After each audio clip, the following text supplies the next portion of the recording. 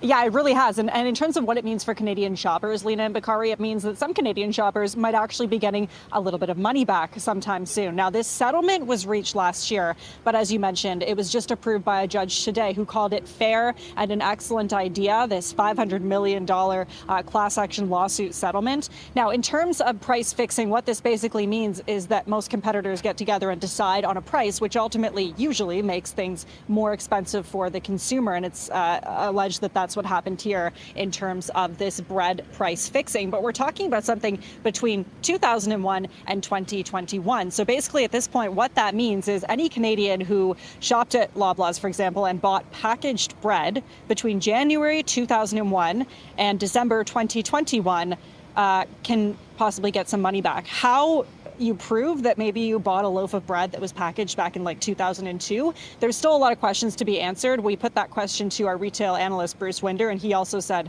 there's still a lot of questions to be answered. Take a listen. When this thing first broke around 2015, Loblaw offered, I believe, $25 gift certificates or gift cards for people. So there's a lot of people who got those. And then there's a whole bunch of people in the millions who filed for a class action lawsuit with a legal firm. And this is really what the $500 million is about. So after legal fees, the remainder will be split, among the millions of people who filed for that.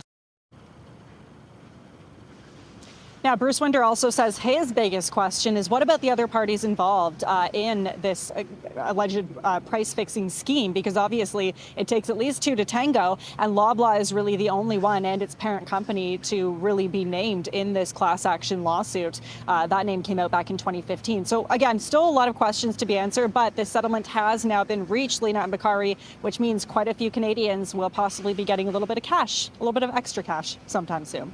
Back to you. All right, CP24's Lindsay Biscaia. Lindsay, thank you.